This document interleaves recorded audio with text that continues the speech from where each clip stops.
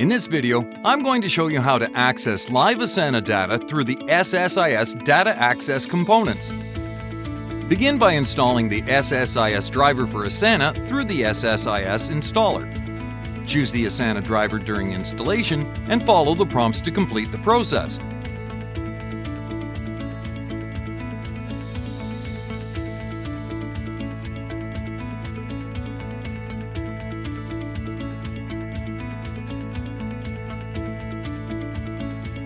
Open the Visual Studio and create a new project in the pop-up window.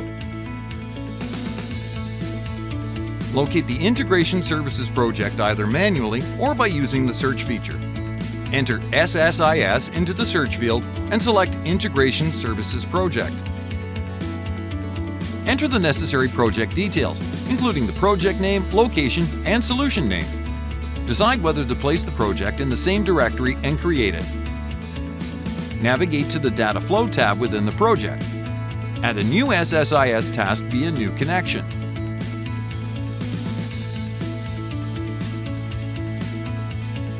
Select the SSIS driver for Asana and enter the required details. You might need to sign into your account for this.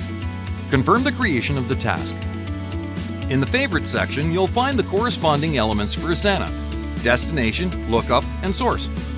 Drag and drop the source element into the active area of the Data Flow tab, then double-click to activate it. Select the data you wish to retrieve.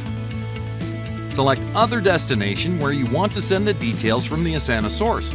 For this purpose, we opt for the Flat File option. Drag and drop it into the active area of the Data Flow tab.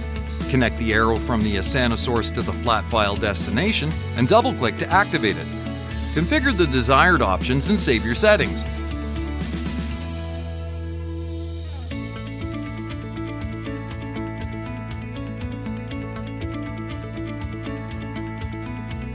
Launch the scenario and check out the file in the specified location.